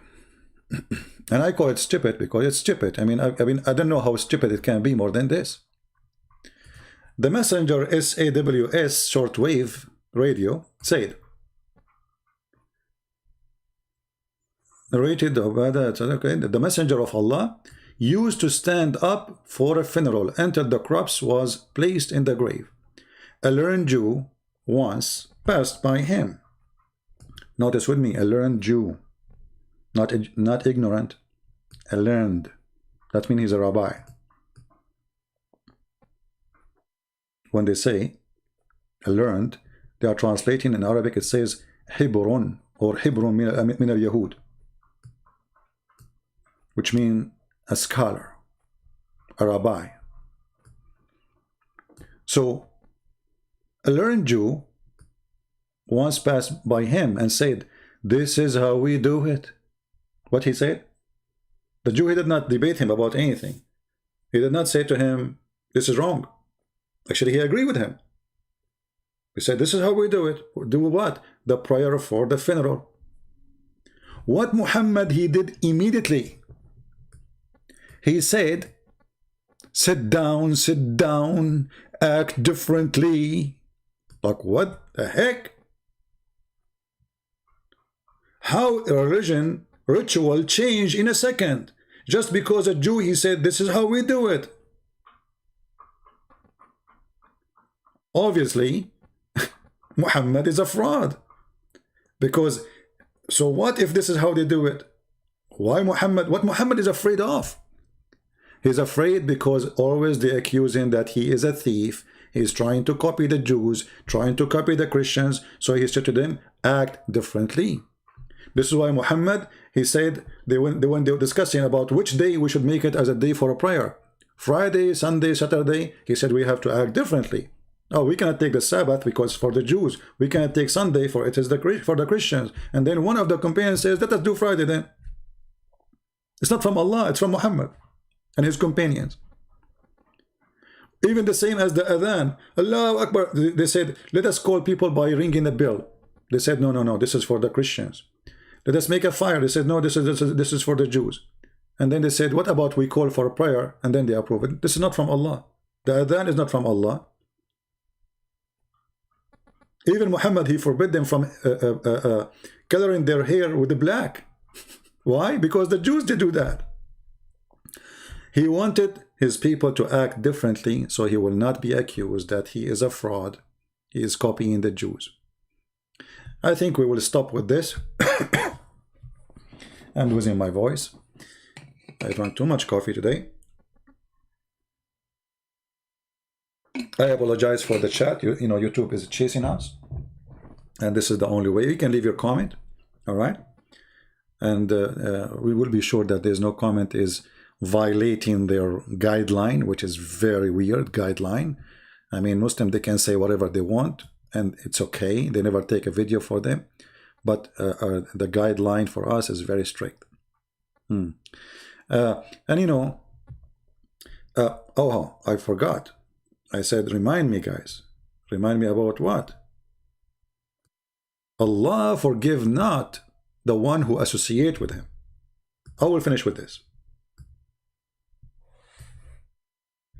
Shabir, he said, Allah forgive not those who associate with Allah.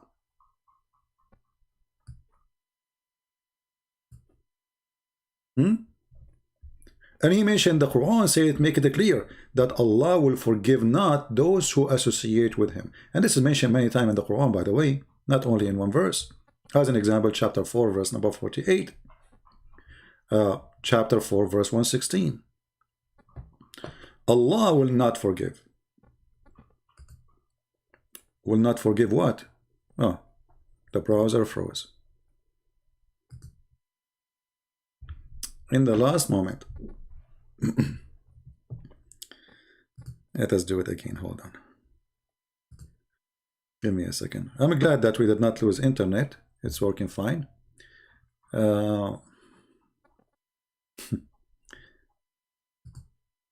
When Shabir Ali, he said that Allah forgive not, forgive all kind of sin except not to be monotheist. Anyone thought about it for a second?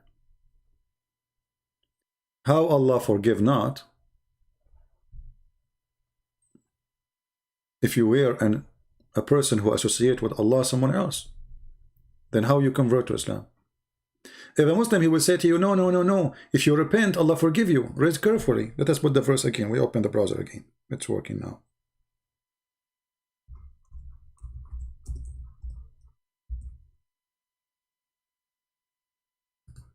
All right.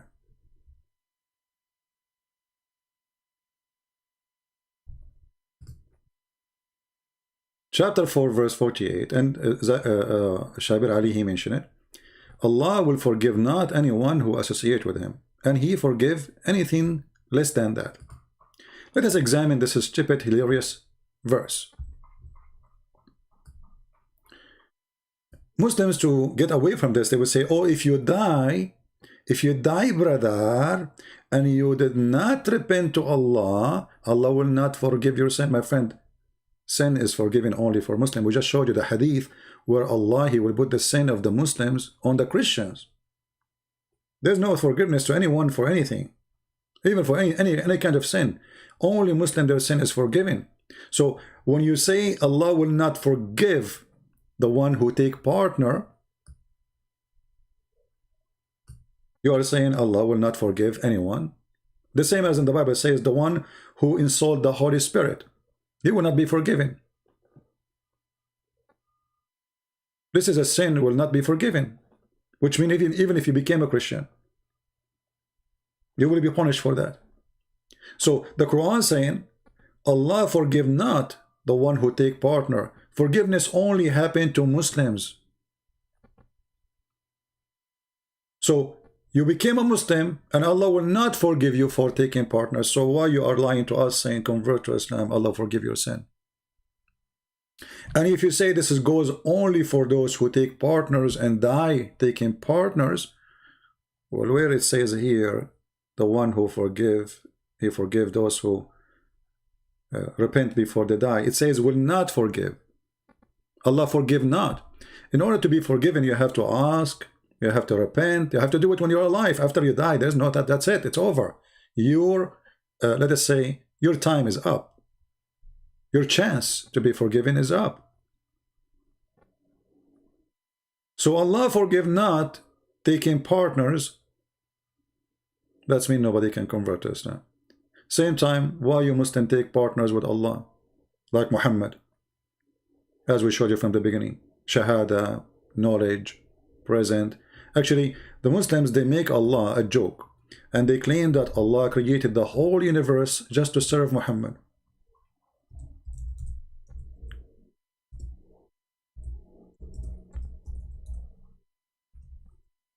Let me find the hadith, so you will see what we are talking about.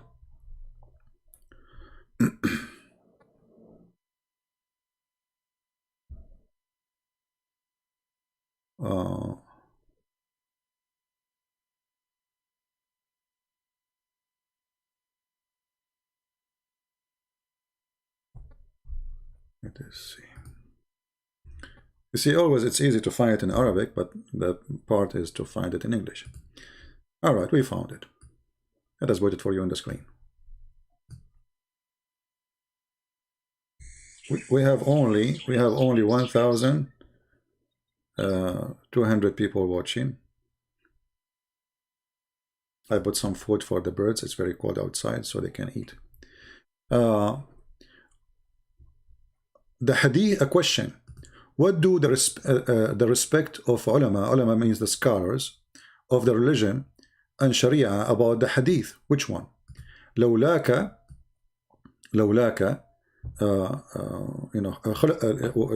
if not you, there is nothing is created. Everything is created because of you. Who? Muhammad. Read carefully. So he's saying, what do you think about this hadith? Which book we can find it? Who narrated, etc. And then he says, the answer.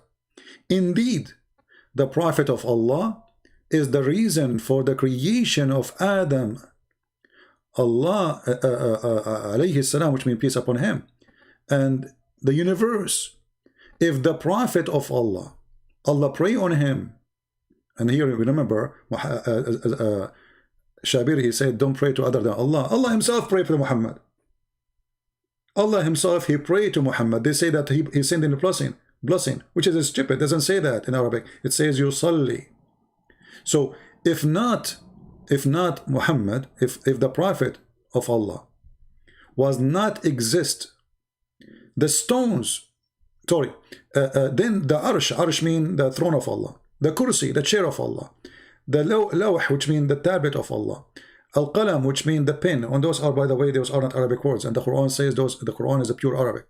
The skies, the earth, the heaven, the hell, the trees, and the stones, and all other creatures would not exist. You Muslim, you claim that you are monotheist.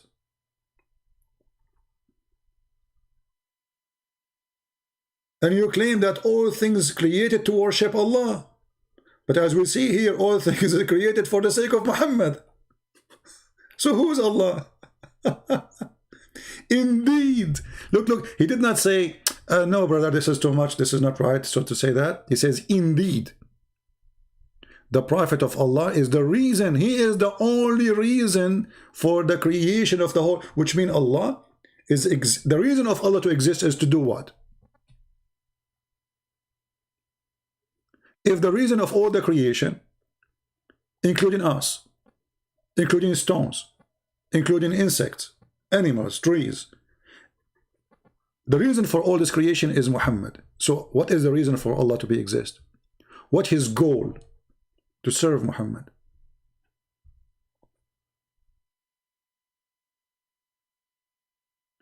The Prophet of Allah sallallahu alayhi wasallam said, Allah said, when Adam made mistake, he asked, oh Allah, I asked you for the sake of Muhammad to forgive me.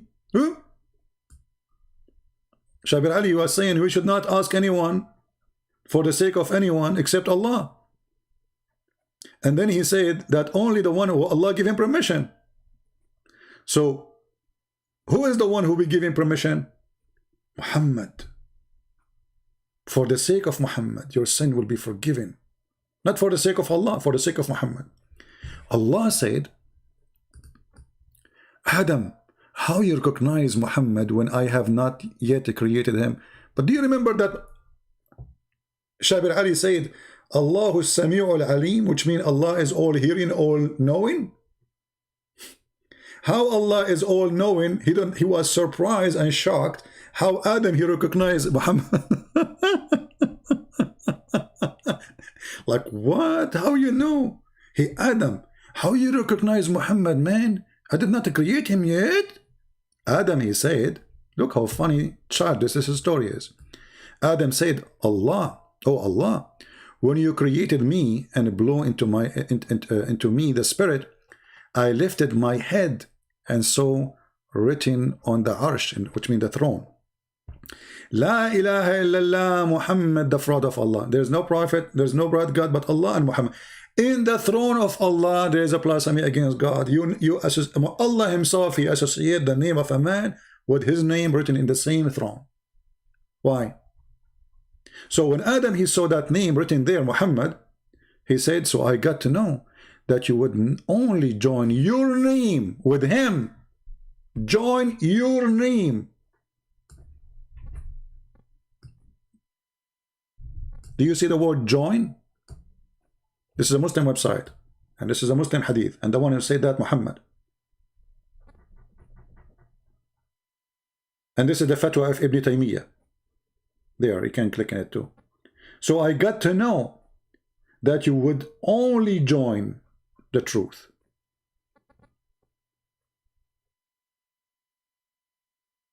Or join the name of the one who is the most beloved to you.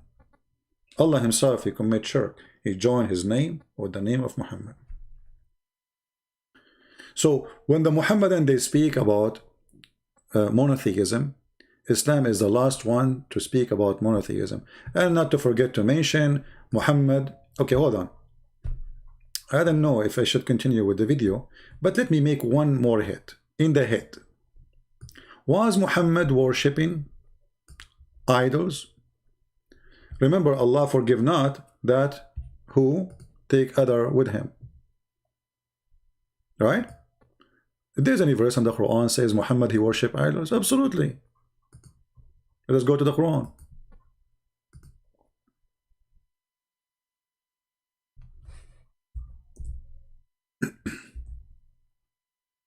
Chapter 74, verse number 5. This is the Muslim translation. What shan mean? I don't know. Honestly, I don't know what shan mean in English. I don't know. Let me see. Just to see if the translation is correct.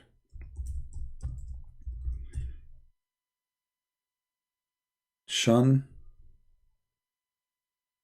mean.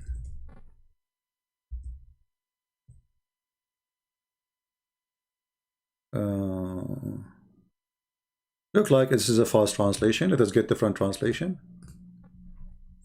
This is Yusuf Ali. They love to lie. They love it. This guy is saying shan because it should be a that the word there is about worshipping idols. Hold on. Let us try to find a little decent translation. Maybe we can get lucky. Aha! Aha! And keep away from ar-rajz. Keep away. It says keep away or leave it. Fahjur. So look, he put there ar-rajz and he put the word idols, but in the beginning he lied. It doesn't say keep away. It says leave worshipping. Uhjur, hijra. The Muslim, they say hijra. What hijra? Hijra is leaving from a place to a place. Leaving something behind. Allah saying to him, Leave it. So if you don't do it, he will say to him, leave it.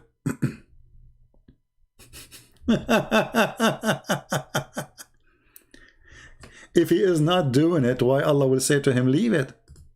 Leave what? He's not doing it anyway. He should not leave anything unless he is doing that thing. Look at the translation. Stay away from the idols. Stay away from the idols? Or it says it clearly, leave the idols. I mean, I never saw really any Islamic translation have little honesty. They don't.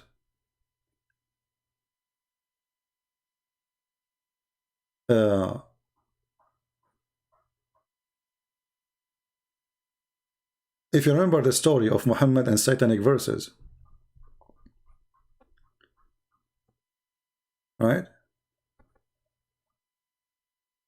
But let me see if I can find Ibn Kathir. Hold on. Let us see if we can get the liars busted from Ibn Kathir in English. Remember, Ibn Kathir in English is different from Ibn Kathir in Arabic. Always. All right. Chapter 74, verse number 5. Give me a second. I will put it for you on the screen. See, this is supposedly, I said to myself, anyway, now good, the chat is off, so I will not stay for long. Yeah, right. All right. But you know, the topic is kind of complicated, so I like to cover it as much as we can. All right.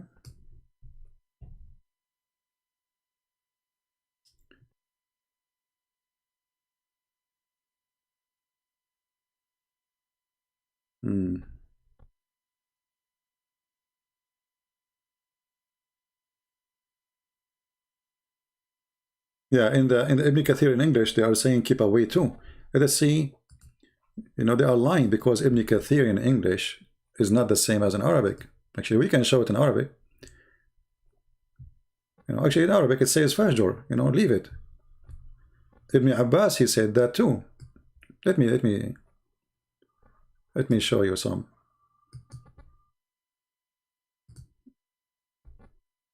Let us show you how we get them busted.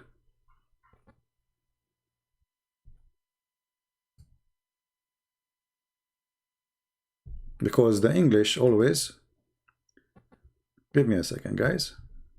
I know the screen is not showing, but we want to show you how we get them busted. Muhammad is an idol worshipper, with no question, from their books.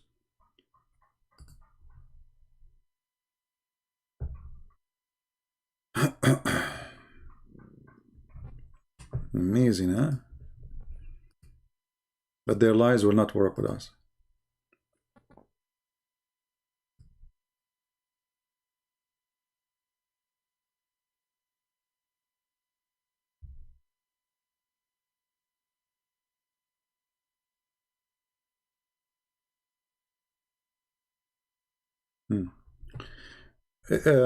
I will show you the Arabic, and then what I will do, I will use Google Translation.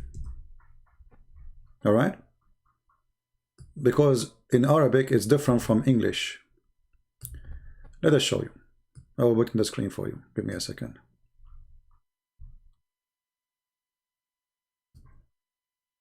This is the official government of the Kingdom of Saudi Arabia. قوله تعالى والرجز فهجر. And here they are saying what it's mean. يعني الأوثان, the idols. And then he say أي فترك. فترك, which mean leave it. Don't do it. Leave it. And in front of you, I'm going to click translate to English. Again, this is the official government of the Kingdom of Saudi Arabia. Translate. I'm going to translate to Arabic. Weird. We don't want Arabic. What Arabic? Translate to Arabic? No. Give me a second. Google translating the Arabic into Arabic.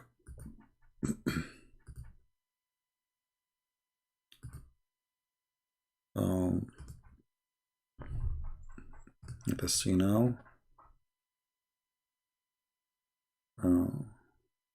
What happened to translate? It's not working.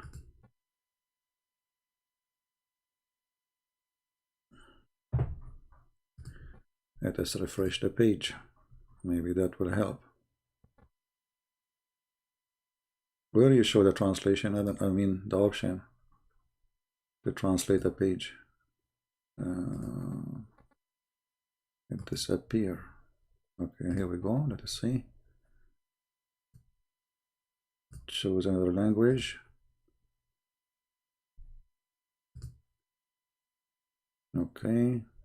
All right. Here we go. We made it work. The Almighty says it and abomination for so forsake Almighty. Okay, and the translation is not really good. And then Mujahid and Akrama, etc. And they say the idols. The idols. So avoid abomination from the idols. Translation is very bad. But anyone, actually, you know what? I will do an easiest way. Hold on. Let us do this. I will open Google Translation. I will copy the word or sentence. Because it looks like Google is confused when we are. All right. Let us open the the thing for you. The screen. I will copy in the front of your eyes the sentence.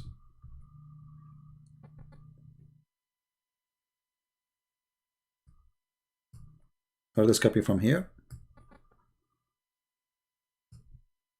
Copy. And then we take it to Google Translation in the front of your eyes. Paste.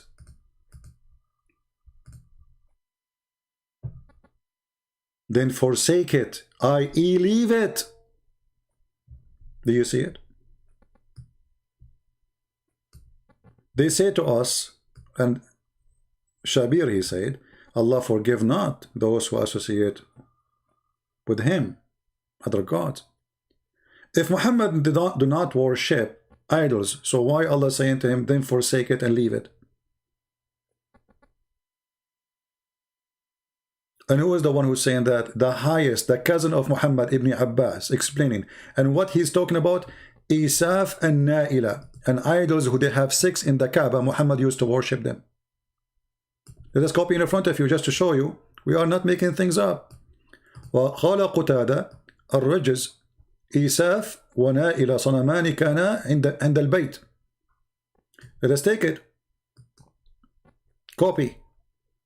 Take it to Google Translation.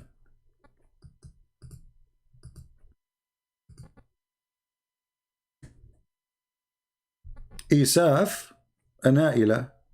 Qatada said, Isaf and Naila, 2 idols were at the home, those idols. Do you see it? Muhammad was worshipping 2 idols of a man and a woman. They have 6. And actually, if you go in the Quran, you will see Muhammad, he approved the ritual of the pagan. This is how fraud he is.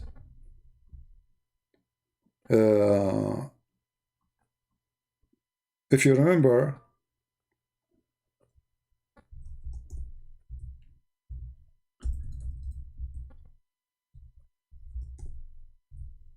when a group of the Arab, they complained to Muhammad about not following as-Safa and al-Marwa. This is about Isaf and those 2 idols who they have 6 in the Kaaba. They come to Muhammad, they said, well, you know what? We want to practice as-Safa and al-Marwa. Some Muslims, they are refusing that. They are saying this is the shrine of the pagan. But this is our shrine. What Muhammad, he said, look at this. He said, well, obviously, the Safa and Marwa are among the symbol of Allah. And there is no sin on him, the one who perform Hajj to them.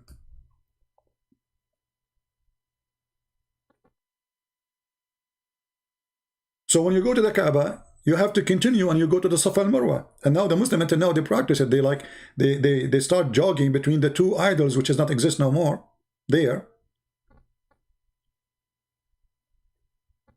And it's a practice of Islam. If you go and read the interpretation for this, you would die laughing. Chapter 2, verse 158.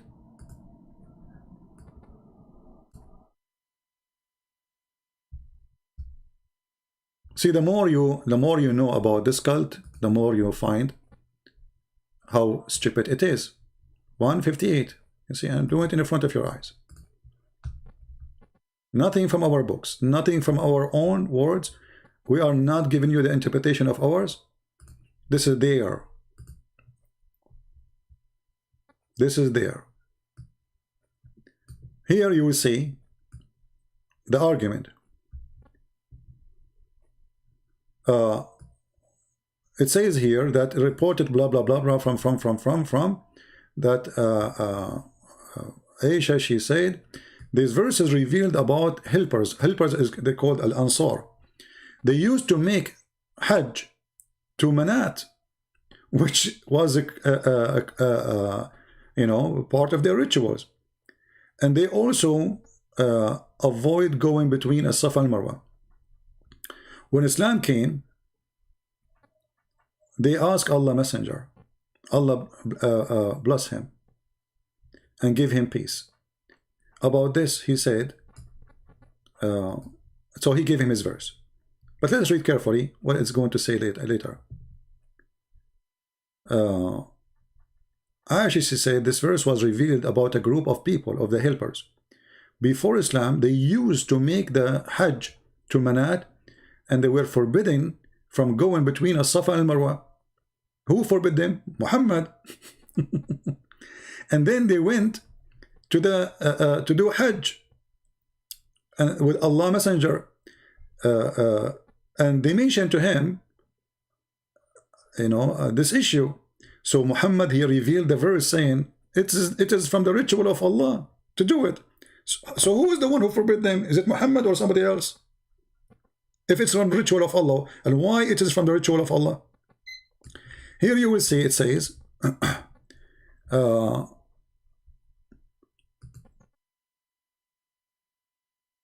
Abu Salama, Hisham, his father, says, because they were the shrine of Quraysh in the pre-Islamic period, so they were abandoned them in Islam.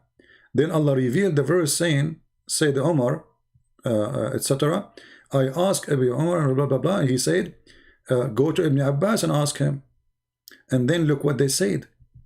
He said that there was an idol, it's called as-Safa, and an idol from them is a man called Isaf. So as-Safa, there's an idol there, it's called Isaf, is a man. And Marwa, in the Marwa area, there's an idol from them, it's called a woman, she is called Naila. The people of the book claim that those had committed adultery in the Kaaba, and they were punished by Allah. And here the story would get more funny. If they are punished by Allah, why people worship them? Unbelievable. So Allah, he turned them into rocks. True story. So why you are going between them? And then Muhammad, he says, there's no problem to go between them. So, you know, the complaint was, we want to do this. And they were forbidden for some time not to do it. Why? Because this is the shrine of the pagans, supposedly. And Muhammad is supposedly is coming with a new religion. Muhammad, he compromised, he changed his religion. And he started worshipping them too. And actually, he was worshipping them before. As we showed you in the Quran, he was worshipping other idols too. Because the Quran did not specify which idols he was worshipping, but the Quran says, leave away those idols. Utruk. And here you see Muhammad, he compromised again, and he allowed his followers to bow down and to worship the shrines of the pagans. And not to forget the story of the satanic verses, but maybe we can talk about it later. The video is getting so long. Muhammad himself, he bowed down to the satanic, in the satanic verses story, to the idols, and it says, wasajada wasajadu, which means he bowed down, and they bowed down. Who? All the pagans with him. Why? Because he praised the three daughters of Allah. So when we get someone like Shabir Ali trying to make his God a monotheist God, it's a very funny story. Same time, what monotheism mean? One God. Just to make you understand what I'm trying to say to you. If you worship one God, 10 God, 5 God, 6 God, 1,000 God, I mean, who care? The question is this 1 or 1,000 is a true God or not? You know what I mean? If somebody is an Indian, like you know, I heard like Hindus, I saw a video of this guy. He's called him Sadhu something. Okay, he said the Hindus have 36 million God. Okay, let us say for the sake of argument, there is 36 million gods, and they are exist. And then there's no problem. Do you understand what I'm saying? It's not the problem. It's having millions of gods or one God. The problem is this even one God or 2 God or 3 God or 5 God? Are they exist? Are they true? So they try to focus in stupid things, avoiding what is important to keep you busy from their stupidity. I will put the video again of the debate. Hold on. To keep you busy from what is important, that this God cannot be God, for he is a stupid God. Have you ever heard of a God? He think that the baby is coming from a sperm coming from the ribs of the women, and the sperm of the man is coming from the backbone. Have you ever heard of a God? He think the sun set in murky water. Have you ever heard of a God? He said to his prophet that the sun goes and set every day in the throne of Allah, and this is how he explained the sunset. Have you ever heard of a God? You don't remember which one he created first? The mountains or the trees or the stars? In one chapter he said the stars, in the other chapter the stars first, the other chapter he says the opposite. Have you ever heard of a God? He says stupid things like hail come from mountains in heaven. So how many God? Who care? The question is how stupid your God is, and how God can be stupid. Otherwise, if there is a person exists in Kuala Lumpur and he worship 1 billion God, but they are a true God, then he's right. The numbers is not really important. So when a Muslim, he is so proud about worshiping one God. We worship one God. You worship one idiot God.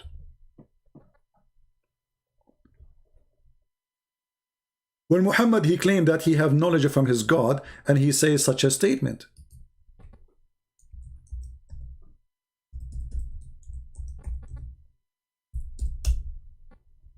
This is from God?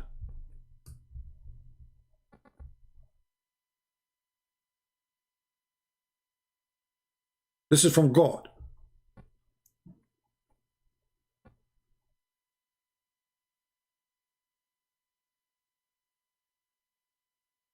When Muhammad, he mentioned this. This is from God.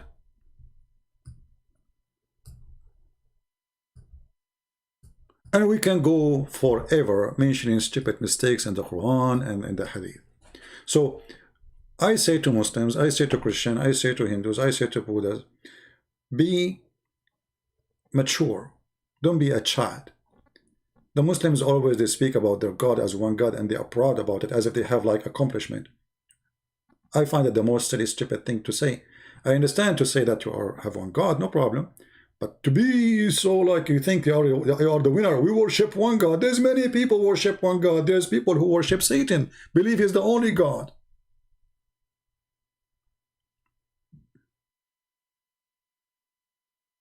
So worshiping one God does not make any difference.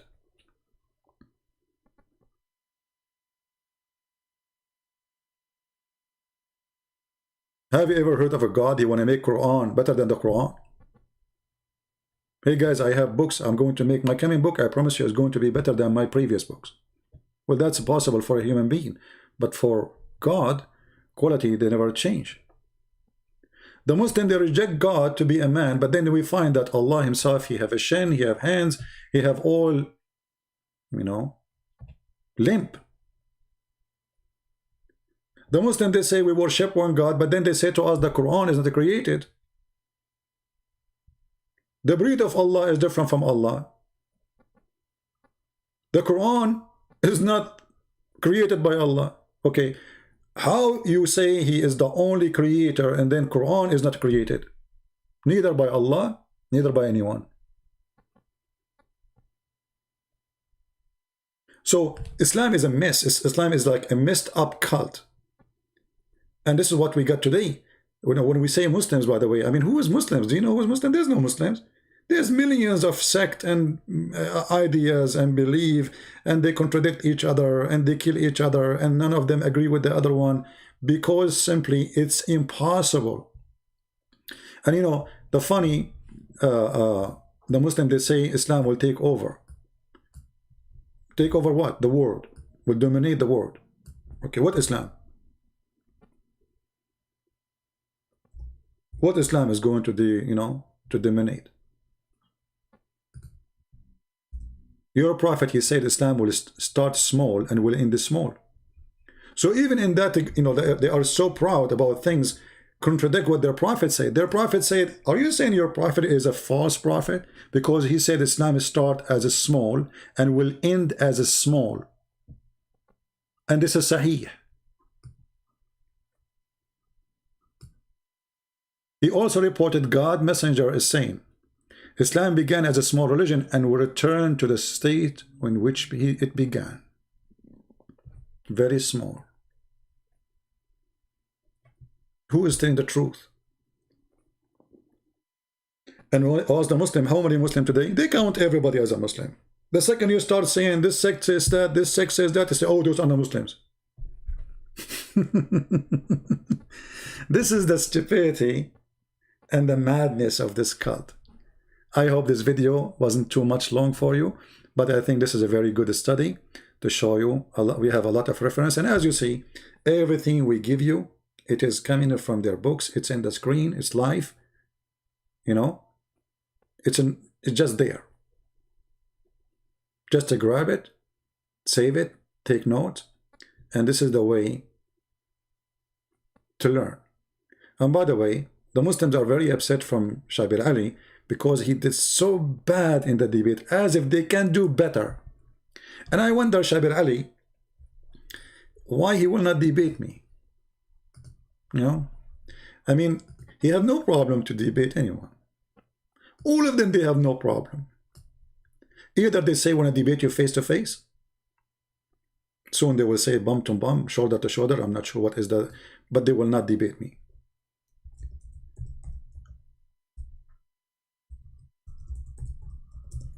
Once in a debate,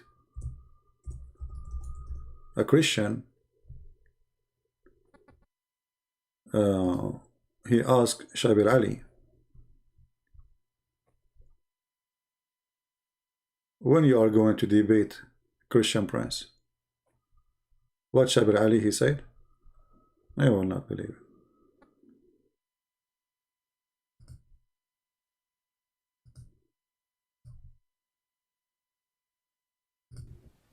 The mic right there. Hello?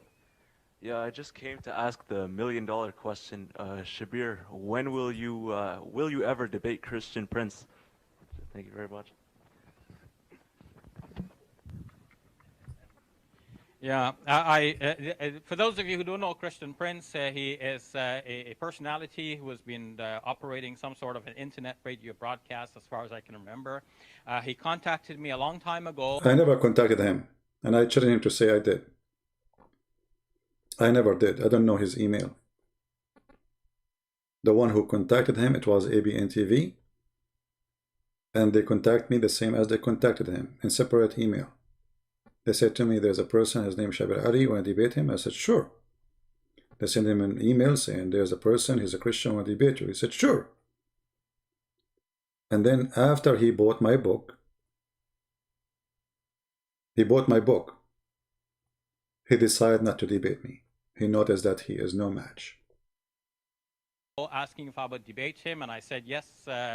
And then eventually I bought his book, and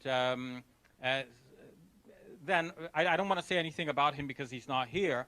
But following from the correspondence and the way things were going, I felt that, you know, people, as you play ball, you play in certain leagues, right? You play in. Yeah, you debate people who they will not speak Arabic, so you can say to them it doesn't say so.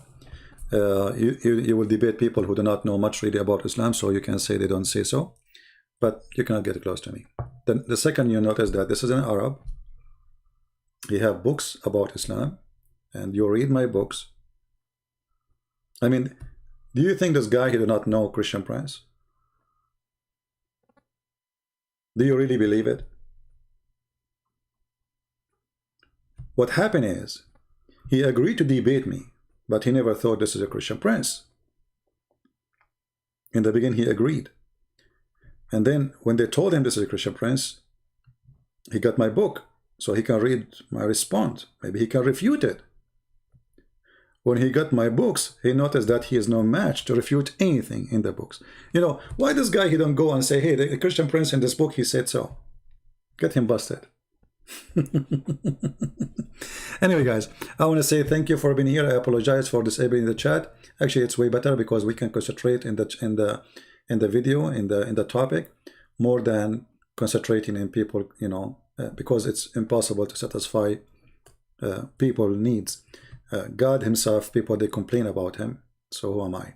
So thank you very much for being here. May the Lord bless you, and until we see you soon again, Christ is Lord, Islam is false, and don't forget to subscribe to our Patreon if you like to support us, or to like to be updated, because we change the channel where we go and where we will be live. As you see, we keep receiving strike. I just received a strike yesterday. That's why we disabled the chat. You can post comments, but any comments will be bad. I will delete it immediately because YouTube is all over me. All right? So leave your comment. You are a Muslim, you are welcome. You are a Christian, you are a Hindu, you are a Buddha, you are an atheist. You are more than welcome. Just behave and be good. God is good, and God, he don't leave his people without witnesses. And the Muslims are witnessing to us how false their prophet. From their mouth, we prove it. From their books, we prove it. It's in front of you, published by them, shared by them, translated by them, shown to you by us. God bless you. Christ is Lord. See you soon.